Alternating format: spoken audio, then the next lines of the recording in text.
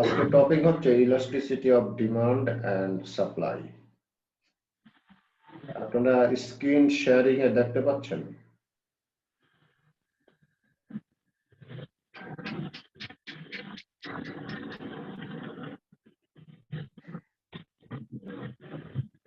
তো ইলাস্টিসিটি কি জিনিস? ইলাস্টিসিটি মানে হচ্ছে ডিগ্রি অফ রেসপন্সিভনেস, কোন একটা জিনিসের প্রতি রেসপন্সিভনেস কেমন। তো এখানে ইলাস্টিসিটি অফ ডিমান্ড মানে হচ্ছে ডিমান্ডের responsiveness to the price change অথবা টু দ্য ইনকাম চেঞ্জ অথবা to the price of related product change. মানে অন্য জিনিস প্রাইস চেঞ্জ হইলে কিরকম রেসপন্ড করবে ডিমান্ড, সেটা হচ্ছে প্রাইস ইলাস্টিসিটি অফ ডিমান্ড। সাপ্লাইয়ের ক্ষেত্রে তাই, প্রাইস চেঞ্জ হইলে সাপ্লাই কিভাবে রেসপন্স করবে সাপ্লাইয়ের প্রতি, সেটা হচ্ছে price elasticity of supply. For example, ধরেন আপনি আপনার ফ্যামিলিতে নিয়মিত ধরেন সপ্তাহে 5 কেজি চাল কিনেন। তো কোনো কারণে মার্কেটে চালের দাম প্রায় 3 গুণ বা 4 গুণ হয়ে গেল, তাহলে কি আপনি চালের ডিমান্ড আপনার 3 ভাগের 1 ভাগে নেমে আসবে? আগে 5 কেজি খেতেন, এখন ধরেন 2 কেজি খান, এরকম হবে কিনা বলেন তো?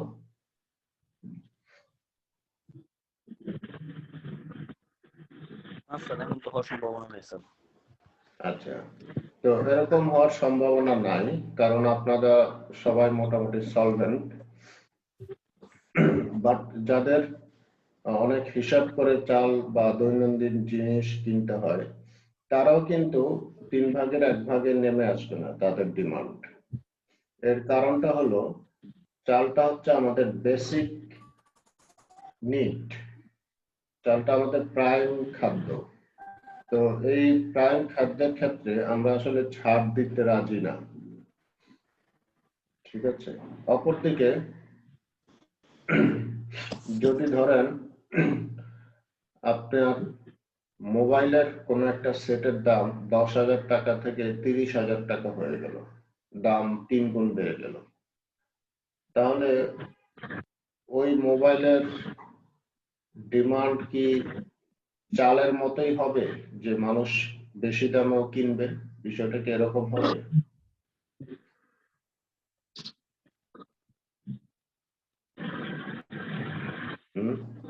না স্যার, মোবাইলটা স্যার যেহেতু এসেনশিয়াল না, মানে তো চাহিদা আমরা একটু কমাই দিতে পারি স্যার। তাহলে আমরা বুঝতে পারলাম যে কিছু কিছু প্রোডাক্টের ক্ষেত্রে ডিমান্ড বা কিছু কিছু প্রোডাক্টের যখন প্রাইস চেঞ্জ হয়, তখন ওই চেঞ্জের পরিপ্রেক্ষিতে ওই প্রোডাক্টের ডিমান্ড কি হারে চেঞ্জ হবে, এটা প্রোডাক্ট টু প্রোডাক্ট ভেরি করে। যেমন ভাবে আমরা দেখলাম যে চালের ডিমান্ড খুব একটা ভেরি করে না, তারপরে লবণের ডিমান্ড খুব একটা ভেরি করে না। অপরদিকে দেখা যাচ্ছে লাক্সারি প্রোডাক্টের ক্ষেত্রে প্রাইস যদি একটু চেঞ্জ হয়, ডিমান্ড তার চাইতেও বেশি চেঞ্জ হয়। এই যে চেঞ্জের তারতম্য, এই চেঞ্জের তারতম্যটাকেই বলা হয় ইলাস্টিসিটি অফ ডিমান্ড। তাহলে আমরা বলতে পারি যে elasticity is the degree of responsiveness to the change of price of a product. ঠিক আছে? Yes sir. এখন ইলাস্টিসিটি কিভাবে মানে মেজার করা হয় ম্যাথমেটিক্যালি? আপনারা একটা সূত্র দেখতে পাচ্ছেন, elasticity of demand equal to change in x. এই এক্স মানে হচ্ছে ডিমান্ড, অথবা সাপ্লাই। যদি আপনি আমরা ধরে নিলাম ডিমান্ডের ইলাস্টিসিটি আমরা বের করব, তাহলে এক্স মানে হচ্ছে ডিমান্ড অফ দ্য প্রোডাক্ট, আর এটাকে আমরা ভাগ করব change in the exogenous variable. এই যে এক্সোজেনাস ভেরিয়েবল এটা কি, আমরা যে এক্সাম্পলটা এখানে দিলাম, আমাদের এক্সোজেনাস ভেরিয়েবল ছিল প্রাইস, যে প্রাইস চেঞ্জ হচ্ছে, ঠিক আছে। তাহলে প্রাইসের সাপেক্ষে যদি আমরা ডিমান্ডের চেঞ্জ বের করতে চাই, তাহলে চেঞ্জ ইন ডিমান্ডকে ভাগ করতে হবে চেঞ্জ ইন প্রাইস দিয়ে, ঠিক আছে। তাহলে যে মান পাবো এটা হচ্ছে ইলাস্টিসিটি। এখন আসেন, এই ইলাস্টিসিটি কি শুধু প্রাইসের সাপেক্ষে বের করা হয়? বিষয়টা তা না। সাধারণত ডিমান্ডের উপর তিনটা জিনিসের প্রভাব খুব বেশি থাকে। এর মধ্যে প্রধান ইনফ্লুয়েন্সিয়াল ফ্যাক্টর হচ্ছে প্রাইস, তারপর ইনকাম, তারপর ক্রস বা রিলেটেড প্রোডাক্টের ইনফ্লুয়েন্স, যেগুলি আমরা সাউন্ড হচ্ছে কোথায়।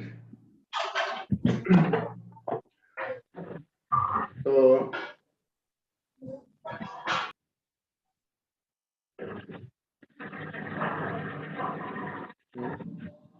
সাউন্ড হচ্ছে কোথায়? খুব সাউন্ড হচ্ছে। আচ্ছা, রুবাইতে মেবি মাইক খোলা। তো আমরা প্রিভিয়াস ক্লাসগুলিতে দেখেছি যে ডিমান্ডের অনেক ধরনের কি থাকে, ফ্যাক্টর থাকে, ফ্যাক্টর অফ ডিমান্ড, যেমন price, price of related product, taste and preference, তারপরে অ্যাকুমুলেটেড ওয়েলথ, এইসব। এই প্রত্যেকটাই কিন্তু ডিমান্ডের উপর কি করছে, ইনফ্লুয়েন্স করছে। এর মধ্যে সবচেয়ে বেশি ইনফ্লুয়েন্স যেগুলিকে আমরা মেজার করতে পারি সেগুলি হচ্ছে প্রাইস, তারপর ইনকাম, তারপর হচ্ছে প্রাইস অফ রিলেটেড প্রোডাক্টস। যদি আমরা প্রাইসের সাপেক্ষে বা প্রোডাক্টের প্রাইস ইটসেলফ, মানে ওই প্রোডাক্টের নিজস্ব প্রাইসের সাপেক্ষে যদি আমরা ইলাস্টিসিটি বের করি, তাহলে এটাকে আমরা বলি প্রাইস ইলাস্টিসিটি। যদি কাস্টমারের ইনকামের সাপেক্ষে আমরা ইলাস্টিসিটি বের করি, তাহলে এটা হচ্ছে ইনকাম ইলাস্টিসিটি। এই যে দেখেন এক্সোজেনাস ভেরিয়েবল, এটা এখানে হচ্ছে ইনকাম। আর ক্রস ইলাস্টিসিটির ক্ষেত্রে এক্সোজেনাস ভেরিয়েবলটা হবে প্রাইস অফ রিলেটেড প্রোডাক্ট। তাহলে যদি এরকম কোনো কিছু উল্লেখ না থাকে, বাই ডিফল্ট আমরা আসলে প্রাইস ইলাস্টিসিটির কথাই বুঝবো, ঠিক আছে। তাহলে প্রাইস ইলাস্টিসিটির সূত্র কি হবে? প্রাইস ইলাস্টিসিটির সূত্র হবে change in quantity demanded divided by change in price. সহজ কথা, ঠিক আছে। এখন আসেন, এখানে অনেকগুলি কি আছে, ডিফারেন্ট টাইপস অফ ইলাস্টিসিটির কথা আছে, এটা আমরা একটু পরে আসছি। আমরা তার আগে প্রাইস ইলাস্টিসিটি অফ ডিমান্ডটাকে আরেকটু জানার চেষ্টা করি। এখানে আমি যে কথাগুলি বলছি এখানেও লেখা আছে। তো সেটা হচ্ছে যে আমরা জানি যে ল অফ ডিমান্ড অনুযায়ী প্রাইস বাড়লে ডিমান্ড কমবে, আবার প্রাইস কমলে ডিমান্ড বাড়বে। তাহলে এই যে ডিমান্ডের বাড়া বা কমা, এটা কতটুকু বাড়বে বা কতটুকু কমবে, এটা ডিপেন্ড করবে হচ্ছে ইলাস্টিসিটির উপরে। আমরা দেখলাম যে নিত্য প্রয়োজনীয় জিনিসের ক্ষেত্রে এই ইলাস্টিসিটির রেট খুবই কম হয়, আবার লাক্সারি প্রোডাক্টের ক্ষেত্রে এই ইলাস্টিসিটির হার খুব বেশি হয়।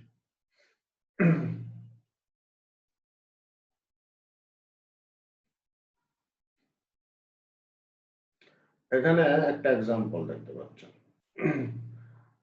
এক্সাম্পলটা এরকম যে suppose that price goes from 1.1 টাকা টু 0.9 টাকা। আচ্ছা, causing quantity demanded to change from 95,000 to 105,000। আচ্ছা, তো এইটা হচ্ছে কোশ্চেন। এই কোশ্চেনে কি বলা হয়েছে? এই কোশ্চেনে বলা হয়েছে যে একটা প্রোডাক্টের দাম যখন ছিল 1 টাকা 10 পয়সা, তখন ওই প্রোডাক্টের ডিমান্ড ছিল 95,000। যখন ওই প্রোডাক্টের দাম কমে হয়ে গেল 90 পয়সা, তাহলে যেহেতু প্রোডাক্টের দাম কমে গেছে, ডিমান্ড বেড়ে যাবে।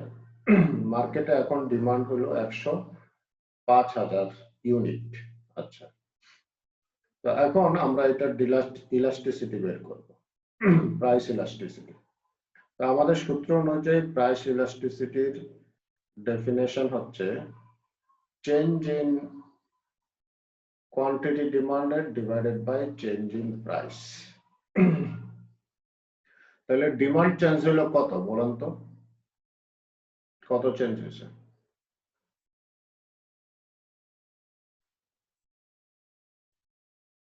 এটা কোশ্চেন দেখে বলেন, উত্তর দেখার দরকার নাই। আগে ডিমান্ড ছিল কত?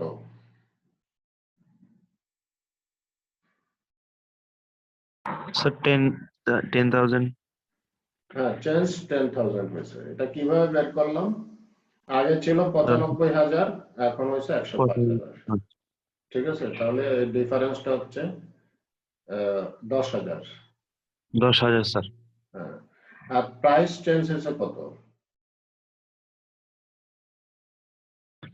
প্রাইস চেঞ্জ হচ্ছে স্যার 20 হ্যাঁ, 20 পয়সা, 20 সেন্ট। 0.20। ঠিক আছে, এখন কথা হচ্ছে তাহলে আমরা এই যে 10,000 ভাগ 0.20 এভাবে বের করব না? এখানে আরেকটা কথা আছে যে এই যে চেঞ্জ হইলো, এগুলিকে প্রথমে পার্সেন্টেজে নিতে হবে, তারপরে ভাগ করতে হবে। তাহলে এই যে প্রাইস যে 20 পয়সা চেঞ্জ হইলো, এটা আসলে প্রাইস কত পার্সেন্ট চেঞ্জ হয়েছে সেটা বের করতে হবে। ঠিক আছে, তাহলে সেটা বের করবেন কিভাবে, কত পার্সেন্ট চেঞ্জ হলো?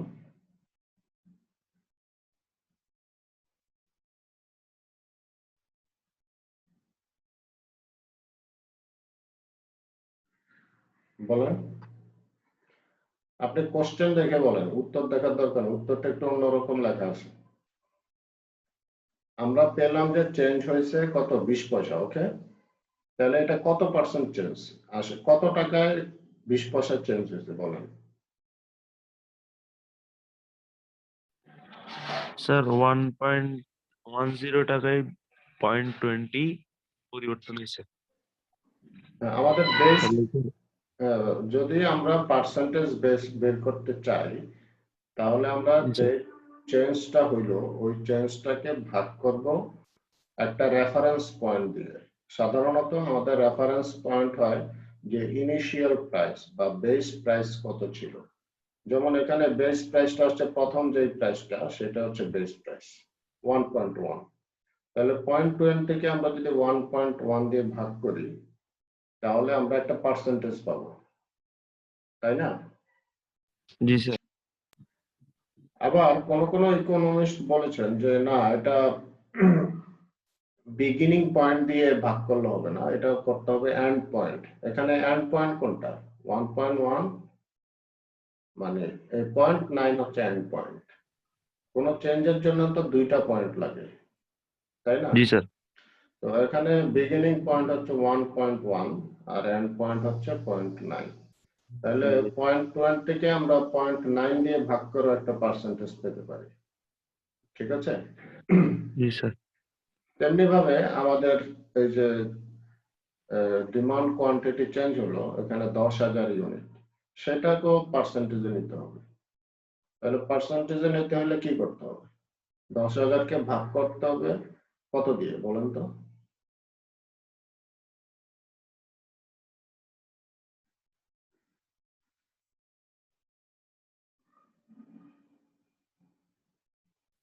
স্যার 95,000 দিয়ে করা যাবে স্যার?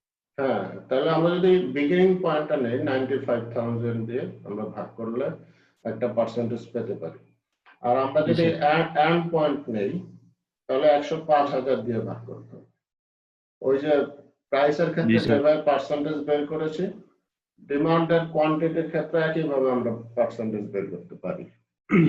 ঠিক আছে, এখন আসেন, এখন কোশ্চেন হচ্ছে যে অ্যাকচুয়ালি আমরা কি 95,000 দিয়ে ভাগ করব নাকি 105 দিয়ে ভাগ করব ডিমান্ডের পার্সেন্টেজ বের করার জন্য। অন্যদিকে আমরা প্রাইস চেঞ্জের পার্সেন্টেজ বের করার জন্য আমরা কি 1.1 দিয়ে ভাগ করব নাকি 0.9 দিয়ে ভাগ করে পার্সেন্টেজ বের করব। This is a question. ঠিক আছে, তো এখন এই কোশ্চেনের ক্ষেত্রে সাধারণত আপনারা বা আমরা বিগিনিং পয়েন্ট দিয়ে ভাগ করে পার্সেন্টেজ বের করি। ঠিক আছে, কিন্তু কোন কোন ইকোনমিস্ট বলেছেন যে না, এই কোন সিঙ্গেল পয়েন্ট দিয়ে বের করলে হবে না, মানে বিগিনিং পয়েন্ট বা এন্ড পয়েন্ট দিয়ে বের করলে হবে না, এটা করতে হবে এভারেজ পয়েন্ট দিয়ে। ঠিক আছে, তো এখানে এভারেজ পয়েন্ট কোনটা বলেন তো, এই যে প্রাইসের ক্ষেত্রে? স্যার 1 না না না, না আপনি স্যার 1.1 কে 1 এর সাথে যোগ করবেন, হ্যাঁ 1 ই তো আসে। 1 ই হয় স্যার। হ্যাঁ, এই দুইটা যোগ করবেন, বিগিনিং পয়েন্ট এবং এন্ড পয়েন্ট যোগ করে 2 দিয়ে ভাগ দিবেন, তাই তো? তাহলে আমরা একটা মিডল পয়েন্ট পাবো, ওই মিডল পয়েন্ট দিয়ে আমরা চেঞ্জটাকে ভাগ করব। ঠিক আছে, তাহলে একটা পার্সেন্টেজ পাবো। আবার এটার ক্ষেত্রেও তাই, এটার ক্ষেত্রে কি 95,000 105,000 এই দুইটা যোগ করে 2 দিয়ে ভাগ করে একটা মিডল পয়েন্ট নেবেন, এই মিডল পয়েন্টটা দিয়ে একটা পার্সেন্টেজটা বের করবেন। ঠিক আছে, স্যার আচ্ছা 1 মিনিট।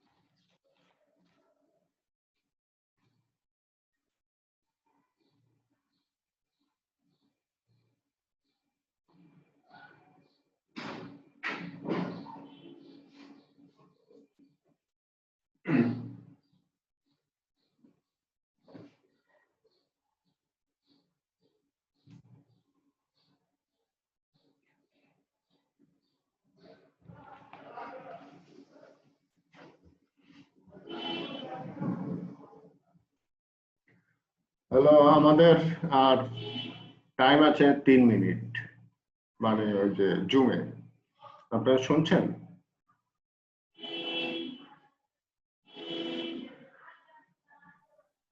জি স্যার। তো এখানে দেখেন, এইভাবে এই যে এখানে যেই মেথডে বের করা হয়েছে আমাদের এই ইলাস্টিসিটিটা, সেটা কিন্তু ওই মিডল পয়েন্টের মাধ্যমে। ঠিক আছে, দেখেন এই যে আমাদের চেঞ্জ ছিল 10,000, এটাকে ভাগ করা হয়েছে এই যে বিগিনিং পয়েন্ট আর এন্ড পয়েন্টের এভারেজ দিয়ে, 2 দিয়ে ভাগ করে। আপনারা বুঝতে পারছেন?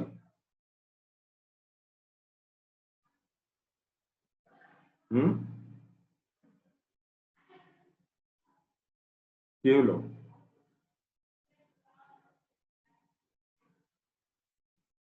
ইয়েস স্যার, বুঝছি স্যার। আচ্ছা, তাহলে আমরা চেঞ্জ ইন কোয়ান্টিটি ডিমান্ডেড এভাবে বের করলাম, এটাকে ভাগ করব চেঞ্জ ইন প্রাইস দিয়ে। তো চেঞ্জ ইন প্রাইসেও আমরা তাই করছি, এখানে একটু ভুল আছে, চেঞ্জ ইন প্রাইস আসলে 1 না, তো চেঞ্জ ইন প্রাইস 0.2। ঠিক আছে, তো সেটাকে আমরা ভাগ করছি এই দুইটার মিডল পয়েন্ট দিয়ে, ভাগ করে আমরা একটা মান পাইলাম মাইনাস কি 50%। তো এটা হচ্ছে ইলাস্টিসিটি। এখন আসেন, এই ইলাস্টিসিটি দিয়ে আমরা কি বুঝি? এই ইলাস্টিসিটি দিয়ে আমরা অনেক কিছু বুঝি, সেই বিষয়গুলি আমি একটু পরে আপনাদেরকে বলছি। তো আমি আপনাদেরকে